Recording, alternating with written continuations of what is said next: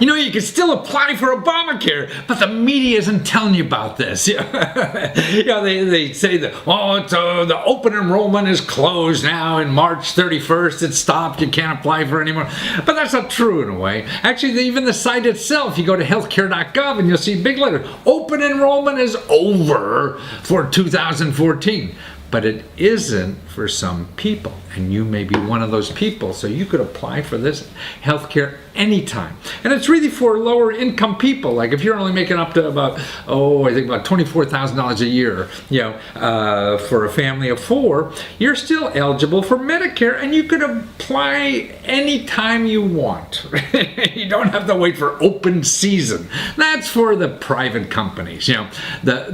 And they've increased the income eligibility. In other words, they made it easier to get coverage. So see if you're covered. If you don't have health care, still go to healthcare.gov and find out if you have coverage. Also for kids. Kids are always covered if you don't have a lot of money. So that's still available. You don't have to wait till 6 months from now to start applying again like you do if you don't fall in one of those categories. So if you don't have health care now, still go to healthcare.gov and see if you're eligible to get it free. Because those two programs, you don't pay a penny. Who says the government's not giving out grants anymore? That's silly. You know? And here's a program. It's a cool program. It's called the Youth Career Connect. You know, and this is like $100 million they just gave out to school systems around the country, you know, to help kids get better jobs. I mean, we're putting kids through the education system, they're not coming out and getting a job, right?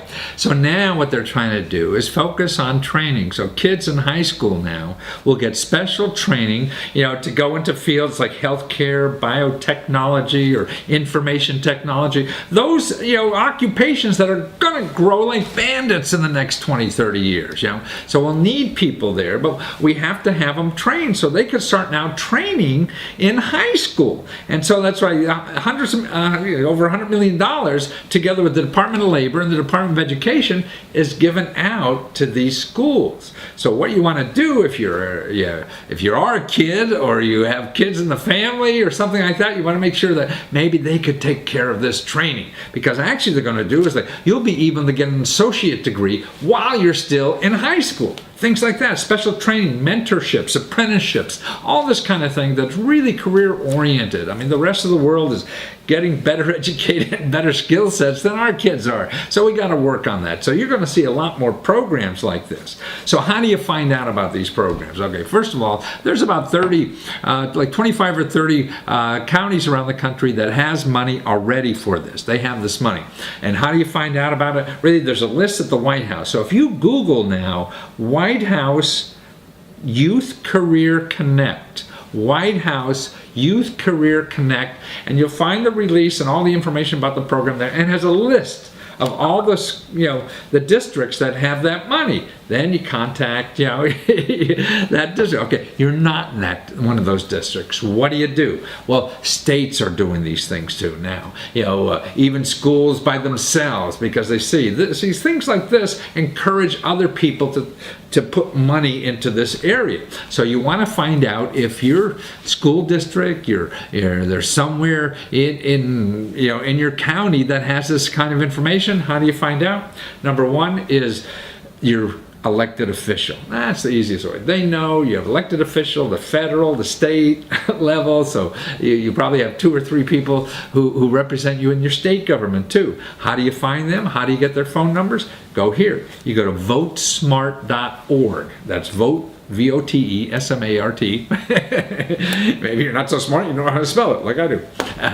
.org, and you put in your zip code there, and you'll get all the contact information of your elected officials. Contact them, email, phone, or whatever. Say, hey, what kind of programs for my kids in high school, so they get more career oriented to help them get in school, because maybe it's transferring to another school that has, you know, something special, you know, that the government is paying for, and you could take advantage of. And there's another local office the Department of Labor has a lot of career programs, even for if you're kid or not kid or anything, that they would know about programs like this. And to find your local office, you go to Career One Stop, careeronestop.org. .org. And that's another place to find your local office. There'll be a click there to find your local office, and you put in your zip code and we're right there. Contact them. See, there's a lot of money that's going to be going into places like this. I just heard some things. The Senate is trying to pass a bill for trainingship, internships and things like this. So that means they'll be working with companies, giving them a lot of money, so people go and get better jobs. That's what it's all about. That's how we're going to grow as individuals. That's how we're going to grow as an economy. And the elected officials know this, and that's why they're going to be throwing money at it, of course. Well, there's a lot of people saying that the student loan debt is really going to be the next financial crisis in our country. I mean, we now have more student loan debt out there than we have credit card debt. It's bigger.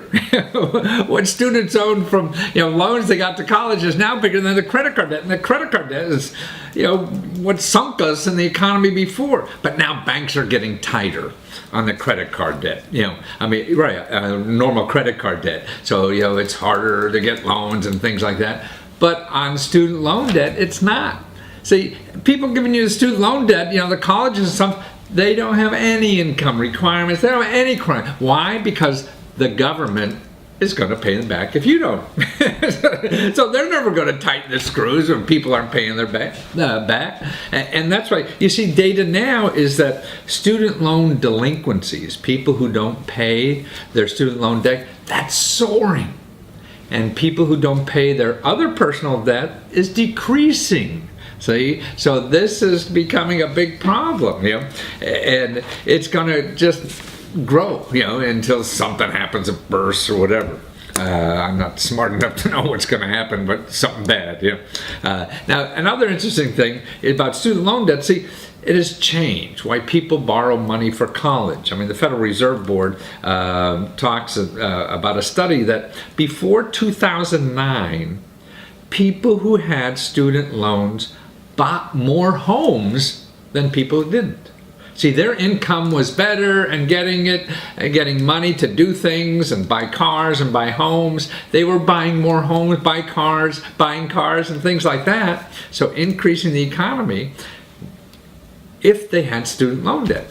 Now that's changed. People who have student loan debt are less likely to buy a home.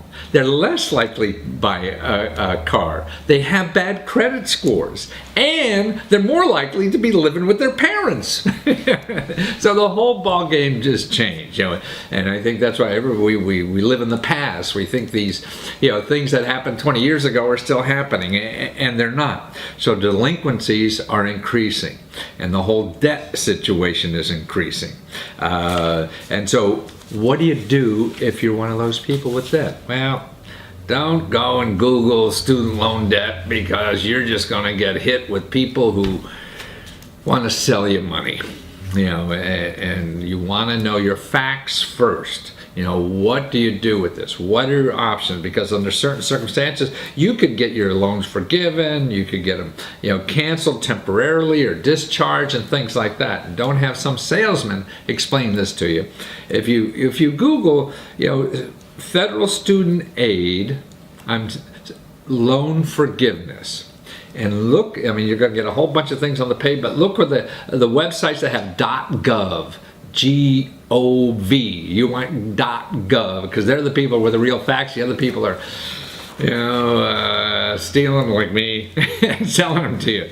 But they're going to sell you money too. So you don't want to do any of that stuff before you go to a .gov, and explains it all there, when you can get it forgiven and things like that. And the other thing is, don't go into hock, don't go to these private or the universities that are for-profit, because they're making money. 90% of their money comes from government money, and you're going to be stuck for it, and the government's paying for it. This is another reason why the big debt bubble, why it's growing so much, because the government subsidizes it. So when anything the government subsidizes, like mortgages and things like that, it's going to grow. So that's what you have to worry about, and there are the facts. So Google student, what was that again? Student aid loan forgiveness, and look for the .govs. Oh, I just noticed we're dressed alike today. But more importantly, here's the young woman I want you to meet.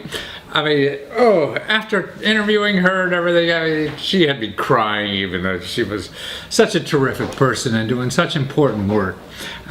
She's only just like 2 years out of college.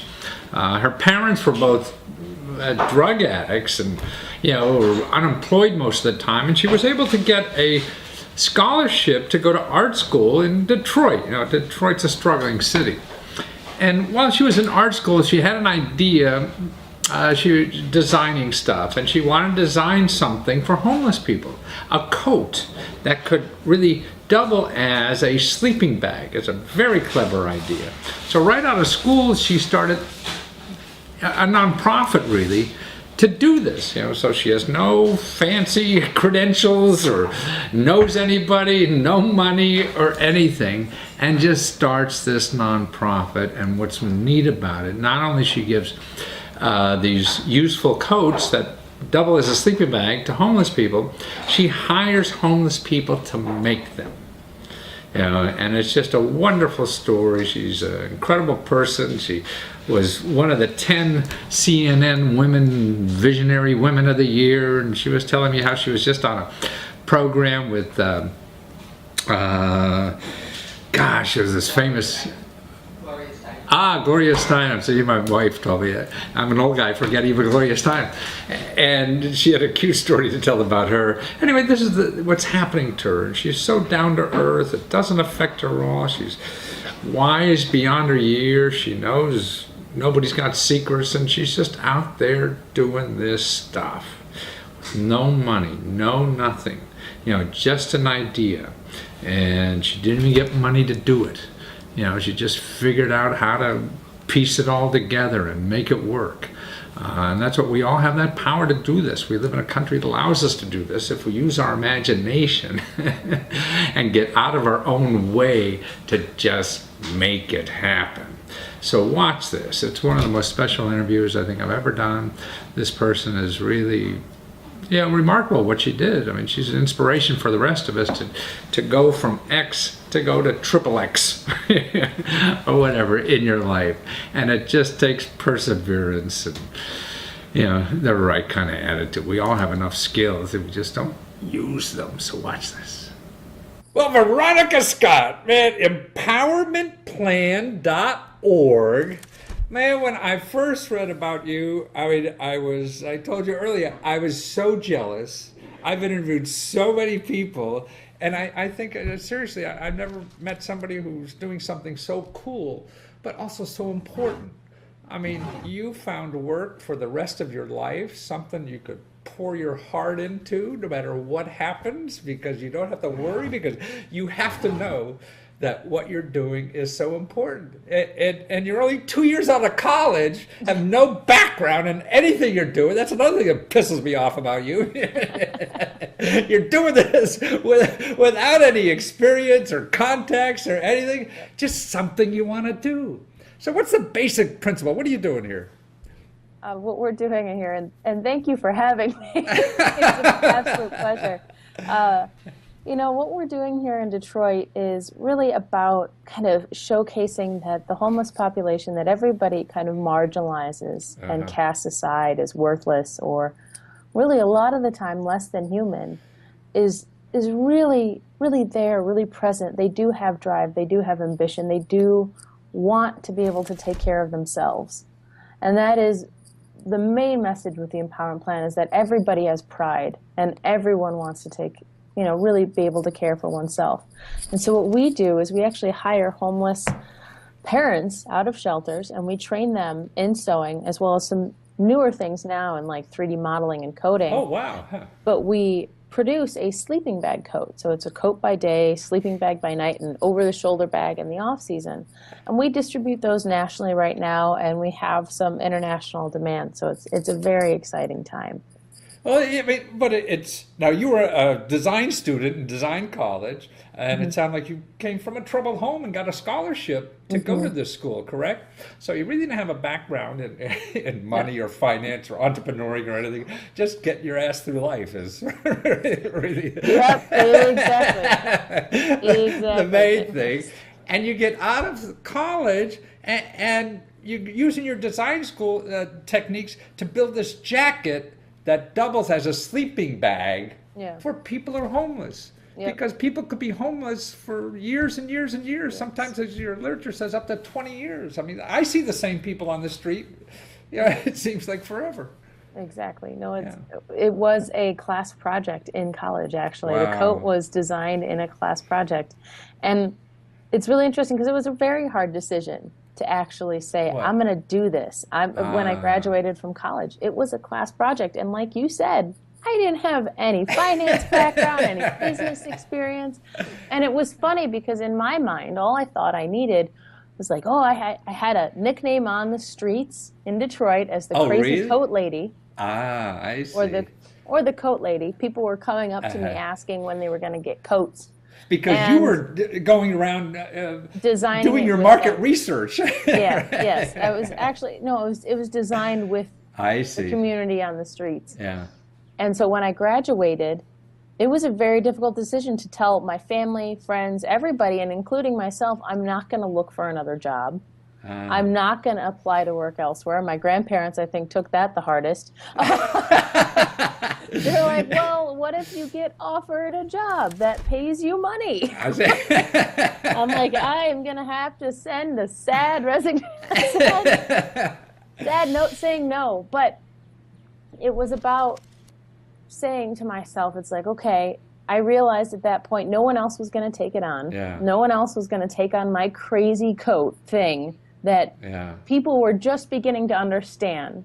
No one would understand why I was doing it. Mm-hmm. And so I was like, I'm the only person that will do this. No one else is going to take it on. And two, we have so much momentum. There is no coming back later. I won't come back later to do this.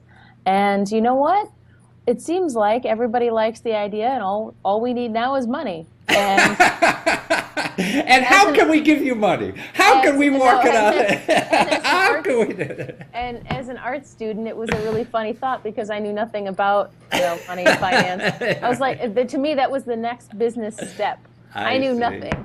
And so it was really about taking that risk and saying, worst case scenario, at that time, I was living with my grandparents in their basement, basically, like in their house. And I had no money, no nothing. It's like, worst case scenario, I am still exactly where I am now. Yeah, you get another job that you're going to hate. Yeah, and I will have a college degree. Right. I will be in a lot better position. I will not be in debt.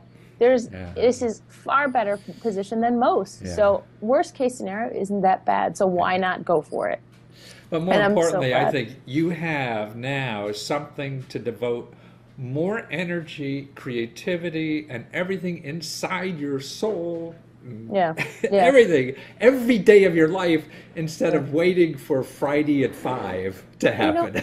I think it's so funny. One, because my friends and all of my age group are constantly saying you have the dream job. Absolutely. And I completely agree. And actually, 2 days ago, I was in New York, and I actually got to hear Gloria Steinem talk about something. Oh, you did? Wonderful. We both received an award from you were on the dais with Gloria Steinem. See, that's someone my age, right? Yeah, and she's a pretty good-looking 80-year-old, isn't she? She looks amazing. You know why, though? I think because she's doing something she loves to do every day. And that's exactly what she said, though. That was the best part, was because people are saying to me, they're like, oh, you're sacrificing so much. This is so hard. And her response to that, because she obviously hears it a lot, too. Yeah. People are like, oh, you should retire. Be done with doing this good stuff. Now it's time for you. Yeah. And she said, point blank to them, she's like, one, this is more fun for me than anything else in the world. And I'm not sacrificing a fucking thing. And at this point, I was going, that's exactly how I feel. This is not some weird, martyr situation where I'm just, I must sacrifice everything in my life. This brings so much more to me.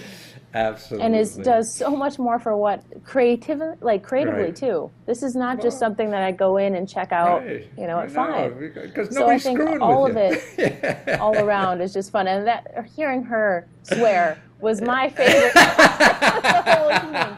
And she's like, that word wasn't there written down in my speech, but wanted to tell you. That's as soon as we get off, I'm going to tell my wife about that because it's so she's true. And an idol of hers. you know, growing up the way I did in situation of poverty and financial stress and financial strain with my parents that are still to this day unemployed, it is difficult to go back into the field. And initially, I thought of it as like, is this a sacrifice? Am I doing something that's going to be tough for me? And it never has been. No, it took me 2 failing businesses or whatever. And I always felt the same thing. I mean, if you find something you love to do, you'll give more, and giving is the most important thing in life. It makes you feel the best. And everybody wants to like play basketball against a 5-year-old. I mean, that's easy. Everybody wants an easy life, which is stupid. Everybody play basketball against a 5-year-old. Everybody says they want that easy life, and very few people actually realize once they're in it, and they've been in it too long. Yeah, it's boring as shit. And they can't seem to get out of it because they're too comfortable. Yeah. Well, now let's help you, okay? Because all it takes is $100 to get a homeless person a coat, and to give a homeless person a job. Mm-hmm. That's all it needs, and that's what your group, empowermentplan.org is all about. Yep. And I think no matter if people thinking about giving or not, but is to look at that product you made, because that is so important. On your website, to see how you designed just what looks like a normal coat that folds into a sleeping bag. I mean, like everybody in crowdfunding on Kickstarter, you're smarter than all those eggheads from Silicon Valley, who are making things that, make my phone wash my dishes or something like exactly. that. That would be perfect. I don't know. I like that idea. It doesn't take much to give it back, see the effect of what you're doing. We were funded for the first year from people donating $5, $10 on PayPal. No kidding. Yeah. So we were. I didn't ask a single person for a donation, and now it's at that point where we have to, but. Everything really counts, and that $100 goes to the coat as well as the people making it. Because you see, you have a staff of 25 now, and most of these people are people who are homeless, women that you taught a trade, a skill, and gave them a home and everything. So it's not only giving homeless people jackets, you already have, 20-some people that you are giving new life, and there's nothing... government's not doing that. You are. I'm giving them, the best way I can say it is I'm giving the tools to do that, because they're the ones that find the new home. They're the ones, every single person we hire, no one knows how to sew when we hire them. They can make a coat in an hour and a half, 3 months later. And in the same 3 months, they're usually 3 to 6 months they're in housing. They found an apartment or home, and they were coming from the shelter and in their new home within 3 to 6 months. Every single person we've ever hired. And yes, that's us and working with them, but that's also the people that we find. But you're sparking that, to help. And that's why we need each other in life. I mean, we all have capabilities, but sometimes we need help to get us going in the right way. And nothing is more important for you to do in life or out of good. I just thank you for doing this. I'm going to cry, so I'm going to get off of this. Thank you so much. Let me get on. So I got to get people to go to empowermentplan.org. Okay. All right. Send them our way. Thank you so much. We need more of you, Veronica. Thank you.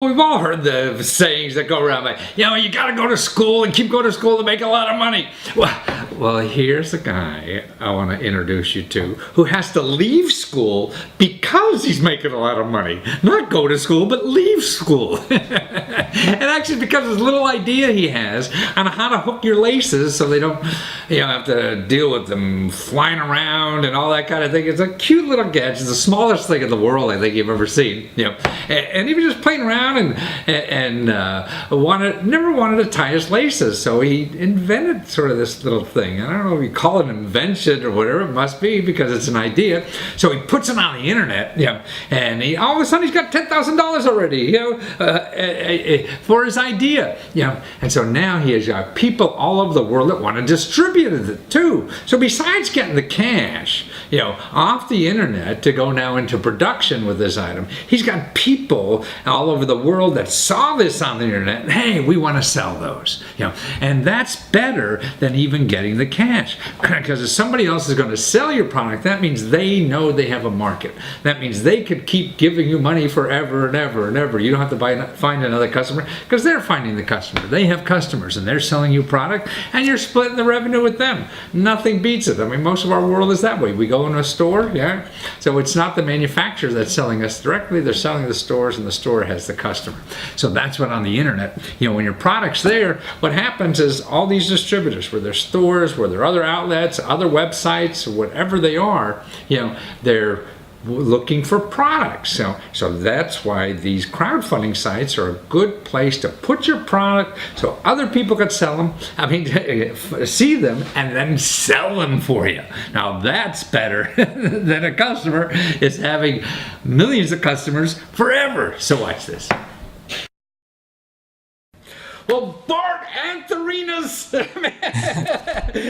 and you're the inventor of the innie, and you're not talking belly buttons, are you? You're talking shoelaces, man. That's it. Yeah. And you're solving the problem of shoelaces. And actually, right now, I have that problem on my shoe. Because I have these shoes I wear, and I like to use slip-ons, and these things untie all the time on me. When I use it, and you solve that problem for me, right? With a small little gadget. How'd you think of these things? Just I started off solving my own problem, and then finding out that over time that a lot of people had the same issue. So a lot like yourself, the laces were always coming undone, and for myself, it was tucking my laces in and finding it uncomfortable. So it was born from that. Well, it seems like there's two kinds of individuals that have a problem. People like me who still use the bow because I don't know an alternative, because I'd have to put the long laces inside the shoe and walk on them, right? That's so right. And the shoe doesn't look good with a bow sometimes. It'd be nice not to have that, right? So you've made every lace shoe more stylish by not having to have a bow anymore. That's it, and you're making it more comfortable as well. So you've got style and comfort all in one. And these little clips, the really clips, you can cut the shoelace at the end about where you need them, and maybe a little extra. You put these little clips that are less than a ½ inch, it looks like, right? And they keep them there. You don't have a obnoxious bow or anything like that. Never falls off, never loosens. It's like a navy knot that works against itself to stay there forever. Gosh, and it hides between the tongue and the shoe as well. So even if you've got no socks, you can't even see the product itself. I see. So it's really in the tongue. So I could even wear this without socks and not feel all that nice. So I could, oh my goodness. So I don't have to wear socks. I still have the laces, and I don't have to stick them in the shoe and feel them. Well, God, so you're going to get a Nobel Peace Prize for this, maybe. Well, I'm not there yet, but one pulp at a time.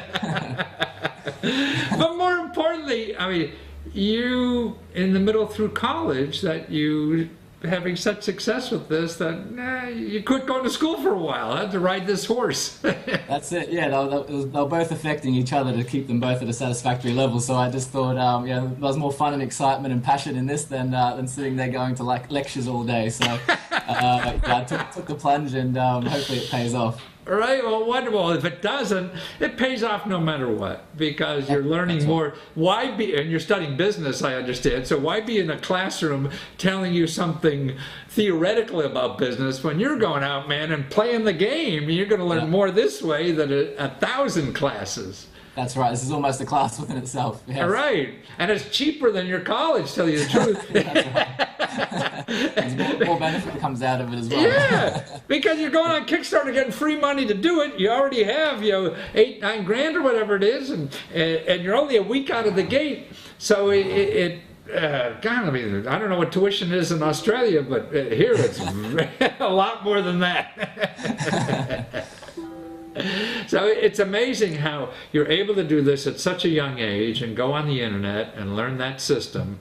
And really, you're getting the money to go into production now, right? Is that what the funding is for? Yeah, that's right. So I mean, I was lucky enough to have a bit of money myself saved up. I've sold off everything else I kind of could sell, and just to get the product to. I guess the product itself is pretty much done. So the product that I've been using and I show on Kickstarter is what you'll get.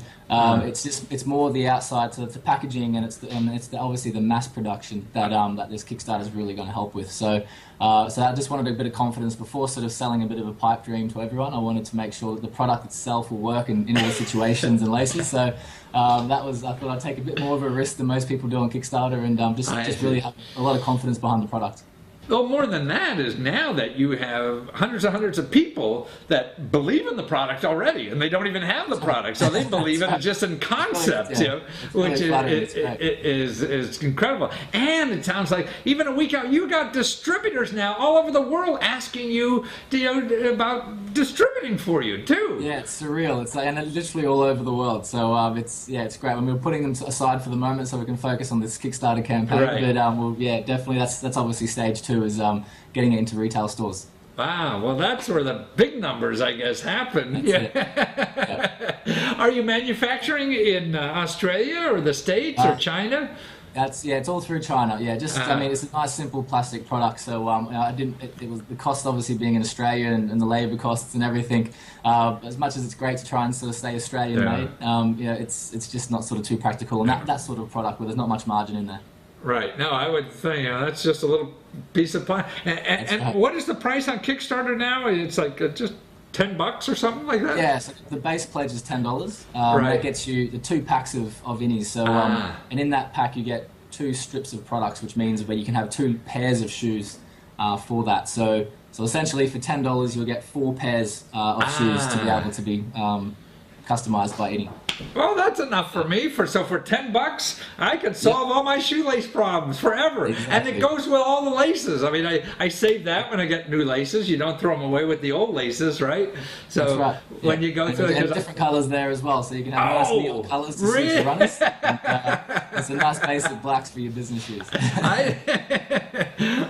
That's terrific. And do you see any one country being more interested than another? Besides Australia, because that's where you are, but outside of Australia. I mean, America obviously on Kickstarter. A lot of people have been sort of existing Kickstarter backers. So I see. Obviously, and America being such a strong Kickstarter supporting country, a lot has been from there. But they're literally from countries I haven't even heard of. So it's really cool to sort of see and know where people are coming from. So hopefully, once we sort of launch, we can get a bit more personal with the people that have helped back us from the beginning and get their story and sort of get their success stories when they start using the product. That's so we're looking forward to it. And then when you're successful, you could slow this down a little, go back to school and study more so you can learn what those countries are. See? That's right. Yeah, I'll go learn something different at uni.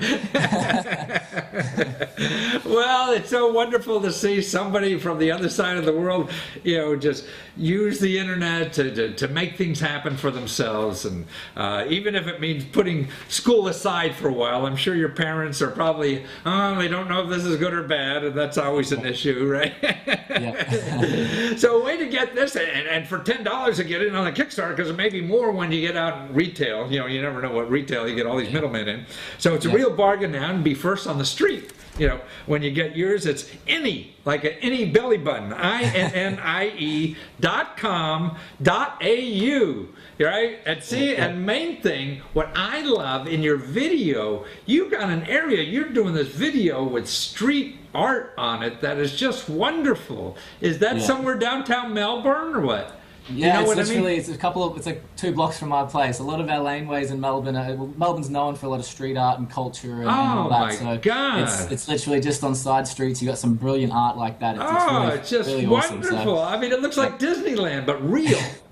Yeah. I mean, the lane I filmed it in had all different color shoes hanging from the roof. So it was so fitting that so it was brilliant. So it's very easy to shoot some really attractive films here in Melbourne. Oh, it's wonderful. Yeah, people people got to see that video just to see that area of Melbourne, because it's just wonderful street art all over. I mean, every inch of the building is street. I mean, and dozens of buildings in a row like that. And it's just wonderful. Well, it's great to meet you, Bart, and thank you for being there, and thank you for sharing your enthusiasm and your shoelace hookers, or whatever you call them, with the rest of the world. And that's any.com.au, right? That's right. That's it. All the information's there. Thank you so much, Bart. Take care. All right. Thanks for having me. Thank you. Oh, and I found out, during this interview that she actually went to the same college one of my boys did, my younger boy. And they were also both political science majors. So this is what happens to political science majors. She became a gluten-free flour entrepreneur. So see what's inside your heart. Man, that's the thing you really have to follow. I mean, I think all the important decisions are made with this guy down here, not this guy. Okay, here's a young woman. That's really interesting.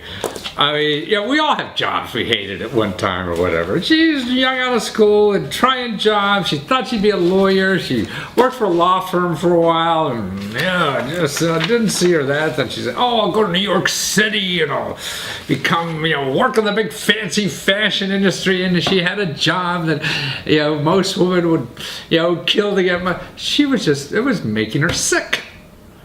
And this is what happens. I think if we're spending something all day doing something that really we don't want to be there, just somehow I believe, and I don't have scientific data to back this up, but it makes our insides not well, because it has to handle all that stress and anxiety or whatever, and that bad feelings we have. That has to go somewhere.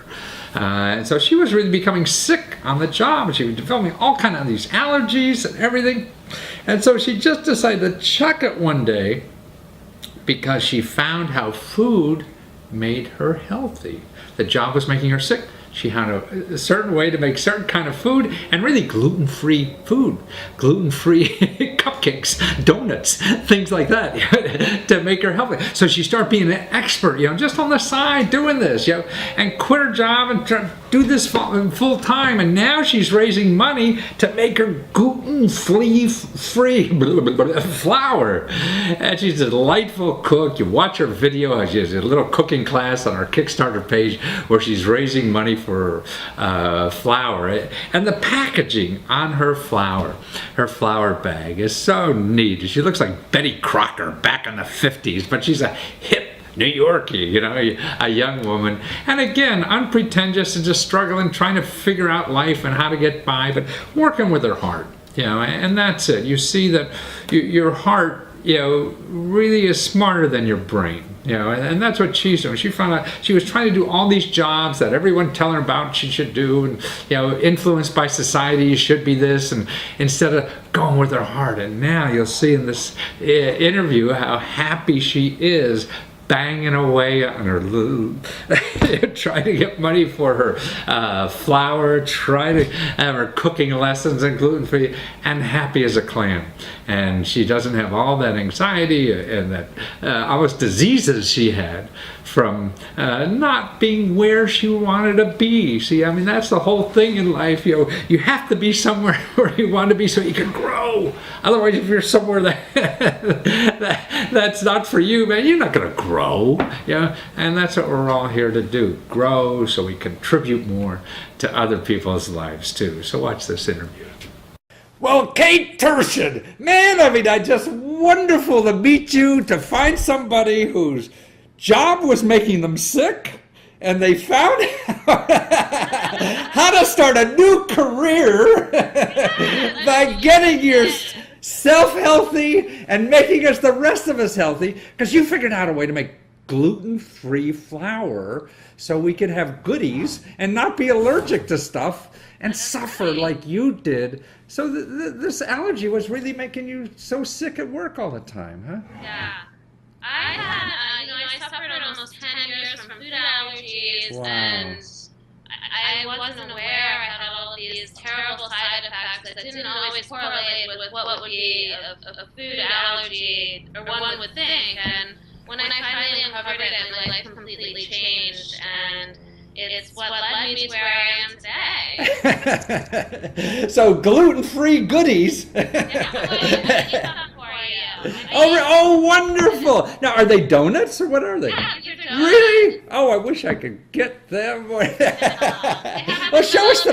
donut dispenser in my computer yet. Well, show us the bag. The clever stuff that you have. I mean, this is you. That's a picture of you on the bag, right? Yep, that's me on the bag right Yeah. there. I mean, you look like Betty Boop or something, you know? The modern day gluten-free Betty Crocker. I see. That's wonderful. Yeah. I just think the logo is fantastic. I mean, I'm an old enough guy to actually seen those pictures of women like that, you know, in the supermarket or in all the ads. I mean, it's just wonderful nostalgia that you update it and make it hip.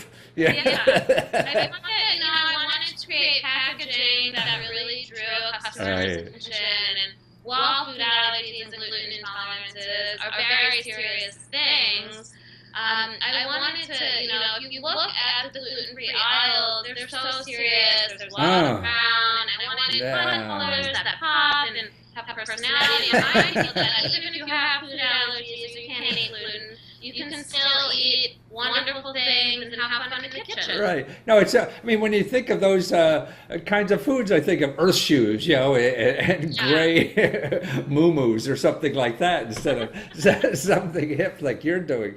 And that's what's so clever about it. But more importantly, I mean, you were 8 years in the fashion industry and doing very well, and you know, and you live in New York City, so this is a big glamorous life, and you found that. God, you were just sick inside from that, or whatever the hell it was, that you had to change, huh? Yeah, I spent 8 years in the fashion industry, and as they say, I had jobs, girls would kill for, but I just knew it wasn't what I was meant to be doing, and so I took a lot of time to figure it out. And when I uncovered my food allergies, I realized I was so interested in it, and I realized, I started baking for myself, and I realized how much I loved baking. Wow. Passion, and it was, how can I turn this passion and these interests into a career? I couldn't fathom doing what I was doing during the day for the next 30 years. And so, But now you can, huh? Yeah. You could see this for 30 years. See? So, but even your cooking lessons. I mean, on the Kickstarter, page, you have a little cooking lesson there too, on how to make a little gluten-free goodies out of your stuff. So you are very charming. I started it all as a hobby. I started, baking and blogging about it because everything I was doing was not only gluten-free, but it was also free of the top 8 allergens that are recognized by the FDA. So it was kind of, at the time, like a new concept. People, I wanted everything to be safe, and my mom started calling me Bubble Girl. She said, "You have so many food allergies, you should live in a bubble." And once I started baking and blogging, I found out I wasn't the only bubble person out there. So that's how kind of the ball got rolling, and or the bubble got rolling. Yeah. Yeah, the bubble got rolling, and here I am, and this flour is my first product, and I of course want a bigger product line and to incorporate more, but this is my first stepping stone and my foundation. And well, actually, you say there's 15 million people now suffering with food allergies that don't have to suffer if they know about your flour. So this makes. What's neat? Definitely help them. There's a lot of gluten-free products out there, and there's a lot of food allergy products out there. But why mine is different is because it is gluten-free and free of those top 8 allergens. What I was finding when I was going to bake, when it just started as a hobby, I would go get these mixes, and there was always something I was allergic to in these mixes. All down on this fine print. And grocery shopping would take an hour. I had to leave it at the table. Or products would be made on the same equipment, shared with allergens I see. Peanuts, or, so you had to be kosher, gluten kosher, right? Yeah. So I wanted to make a really pure safe facility. It wasn't made next to peanuts or eggs or any allergens for that matter. And I wanted it to be a quality product too. I didn't want it, some of these mixes out there to give you terrible results. So I incorporated all that into the flour. But your bag of flour, I mean, to me, looks like a wonderful gift. I mean, a ribbon around that, with the charming face and the character is just a beautiful package by itself. It's a gift you could give that, you don't have to wrap it because it says so much and it looks so clever. I hope people do that. Yeah, exactly. To come to a house party or something like that, instead of bring a bottle of wine, you bring a package of your flour, because it's so charming to look at, and it's so eye-catching, and it's healthy and good, and all those things that a lot of people in our lives are suffering from, which is so neat that you've done this, and now you're on Kickstarter too, so you're learning how to be an entrepreneur, get money to make. How many bags you got to make in your first run? How many bags you try to make? Almost 1,000. Okay, so $1,000. You have to meet and everything. And you're. It's my first run, and Kickstarter's helping me get there.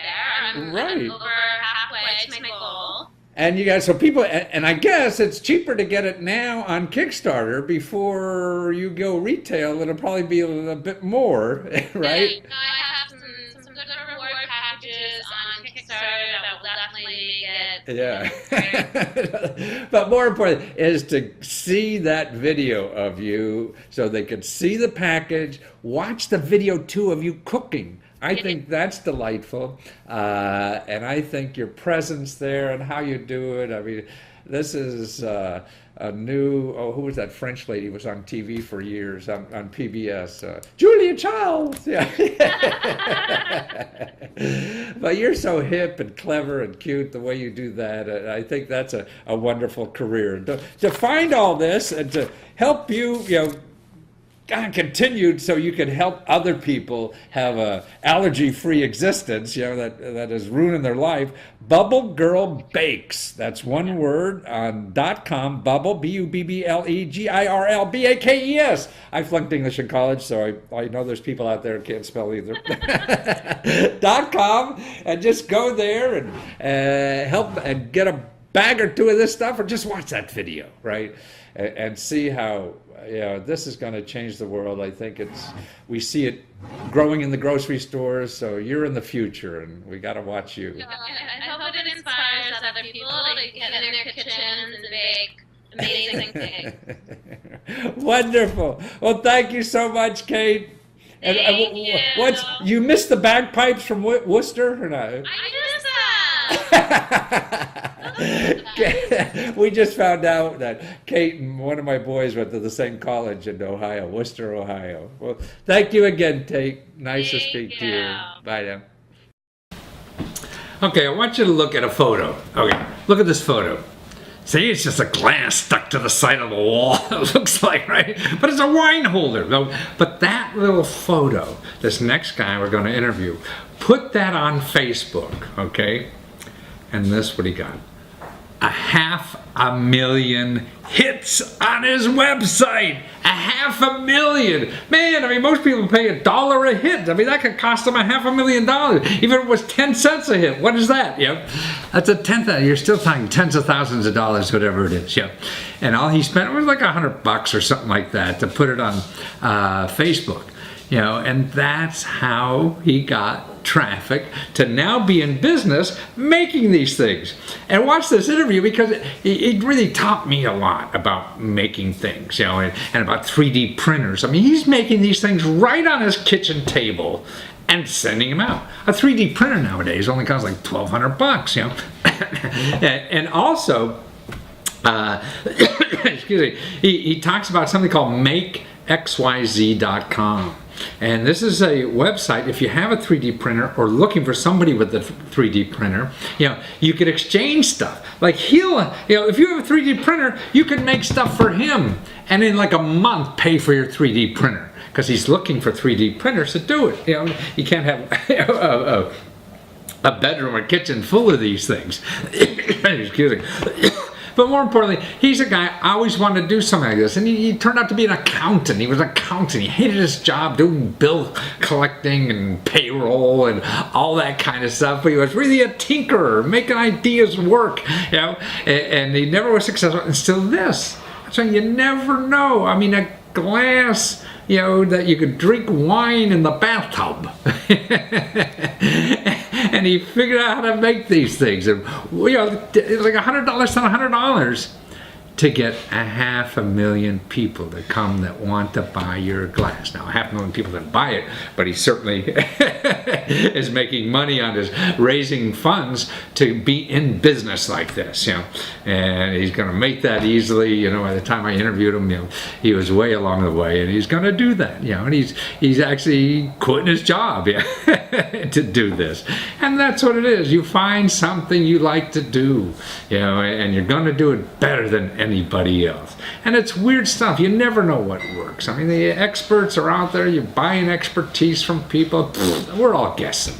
But the stuff that comes from the heart is really what works the best usually, you know. And that's what he did. Something you want to do, and you try. You don't spend a lot of money doing it. You don't talk to advertising people because they just want to know your budget so they can spend all your money. You find little ways to test like he did. Aylesworth, man, and it's wavehooks.com, and you're just the happiest soul in America, I think. I mean, a couple of years ago, you were working for a bank and hated your work and had it every day, and now you're exploding with enthusiasm because you got 500,000 people in one day that clicked on your site and wanted your products. What the hell are these things? It's absolutely insane. We went viral on Facebook, and wavehooks.com is absolutely the place to be. I've got the most famous shower in the entire world this week. Yeah, our product line is Wavehooks. Basically, the idea is we want to vertically organize your space. Now we're going to start in the bathtub, and one of the fun things we get to do in the bathtub is we get to you get to use all kinds of bath products and shower poofs and whatnot. So what we're going to do is we're going to create a horizontal space on your wall. Yeah, I see. Right. So let's say now here's just a regular tumbler glass. Right. Imagine this could be a shampoo bottle. Right. Why not? You have it right there. Suddenly it's wherever you want it in your shower. That's convenient. I've got a little hook here for your shower poo. I got a place to put your anywhere, but all around the house you could use these things, right? You can use these things all over the place. We currently have the Cubby shelves in stock on our on wavehooks.com. You can buy these now. These other products you actually have to go to our Kickstarter or our Indiegogo account. I see. So they're prepaid, yeah, pre-orders. But let me show you. Okay, so another fun thing that I personally love to do. It's a hard day at work. I come home. I want to relax. I want to have a glass of wine in the bathtub. Right? So here's our wine. It's a wine glass holder in the bathtub. It attaches to a suction cup. They're all dishwasher safe, so you know if something's hanging in your shower for long enough, it's gonna get messy. So you throw it in the dishwasher, and they come out like roses. So, but more importantly, you're making these things right in your kitchen, aren't you? I'm making them in my kitchen. Well, or rather, I was making them in my kitchen. Now, because of the exploding demand, I have to go out to our 3D printing community on Make XYZ and say, all right, guys, you all have printers in your kitchens. Why don't I hire 20 of you? And I'm gonna pay you, I don't know, $5-6 a unit, and you print them, ship them to me. I'll make sure they're good, and you get them out there. So this is really, you're going to grow the 3D printing industry. I mean, because you don't have to go to China, right? We don't have to go to China. We don't have, and even if we went to China, that takes so much time in tooling up and checking, and the shipping is ridiculous. This way, I can have a part in my hand within 2 days, whatever priority mail takes. Well, then but also if I'm thinking of a 3D printer, I always thought, you know, they're like, I don't know, $1,000, $1,500 or whatever, and say, how am I going to pay for these things? Well, now I could subcontract to people like you and make these things, so I could pay for my printer, right? Yeah, absolutely. So you have, let's see, you have a printer you can get as cheap as $1,200 on Amazon, right? So you buy your printer for $1,200. Now let's say I give you some parts that I want you to print for $5 a piece. Okay, let's not worry about the cost of the plastic, which is really small. So based on this math, you can basically produce 12 of my units per day. That means that you can pay for your printer in 20 days. Wow. So, and then at the end of the 20 days, you have the printer. You can do whatever you want with it. Right. But more importantly, I could become you. I could get my 3D printer and play around and have, I don't know, some space thing I want to make on the 3D printer and put it on Facebook and see if this sells. But how did you get 500,000 hits? I mean, Kickstarter and Indiegogo love you because you're bringing all this traffic. Absolutely. Both, all. If we look at the people who have backed our projects, we have 500 backers, and the majority of them have never ever backed another project on either of those sites. So we're introducing a whole new crowd to crowdfunding. So that's exciting. Now, how I got the 500,000 hits, it was an accident. It was an accident. I'm not going to sit here.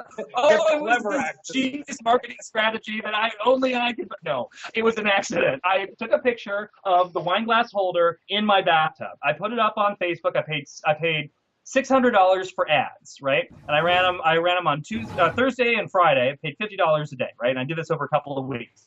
Suddenly, one of the ads got picked up by one of the big pages on Facebook that has like 1 million followers because they liked the product. They thought it was a cool product. So once that happens, then everyone who saw that ad they started tagging all their friends saying, oh, you should get this. It's perfect for you. You drink in the bathtub all the time. So it was a combination of getting a really big page on Facebook to notice us and the crowd swell of people virally tagging each other and sharing this on Facebook was absolutely the key. So you got, the $600 brought you 500,000 hits and brought you $20,000 in pre-orders, right? Yeah, that's right. So let me toss another number at you. If I had to go out and pay for all those hits using Facebook, that is $100,000 worth of advertising, and I got it for $600. Wow, $100,000 worth of advertising. Yeah, it's an incredible success. We have $20,000 in pre-orders. I've got 2 or 3 national retailers now that want to carry the product. So you got distributors now that want to do this. I absolutely. We're doing. I've been contacted by at least 24 small boutique places. Wow. Australia and New Zealand, and I've gotten like 6. Do they drink there? I didn't know that. Yeah. Right. Well, hey, it's a universal thing. Everybody wants to relax in the tub. So yeah, it's very exciting. With this one micro success, we now have this enormous ability to. You have a tiger by the tail, but more importantly, I think what I want people to realize is that just a few years ago, you were working as an accountant, decided to go back to school, right? A few days ago, I was doing that. I see. You were still working part-time. Yeah, a few years ago. So about 10 years ago, I was working as an accountant. I was actually working for a law firm, and it's a great law firm. Don't get me wrong. And there's plenty of people who do wonderful work as accountants. It's just not for me. So I quit, and I went back to I stopped working, and I went back to school, and I studied mechanical engineering. I did that for 4 or 5 years. Then I graduated in December of 2008, the height of the recession. There were no jobs for anybody. So I went back to accounting because I had to pay bills, right? I'm living with my grandmother because, it's just this horrific situation. What the hell? And now, because I was able to, I bought a 3D printer. I know the software that I design my products on because I have this mechanical engineering background. I'm able to then take this and bring it to the marketplace, and boom, my entire life. So now you're a wave hook mogul in Seattle, and even you say you're still working part-time, as of a few days ago because you're worried about eating, and look how your life has changed. And it's changed so much for the best and so fast. And so we're just, we're keeping up. And for me, the most important thing right now for me is to make sure that these orders, these pre-orders that I've gotten are fulfilled. And I have a very reasonable expectation of success there. Not only am I going to be able to fulfill my customers, I'm going to be able to reach out to an entire community of people who have, basically, they have these 3D printers in their kitchen. You're going to create jobs in America. How much is the how much are the things now about? They're like $10 or something. 15. So yeah.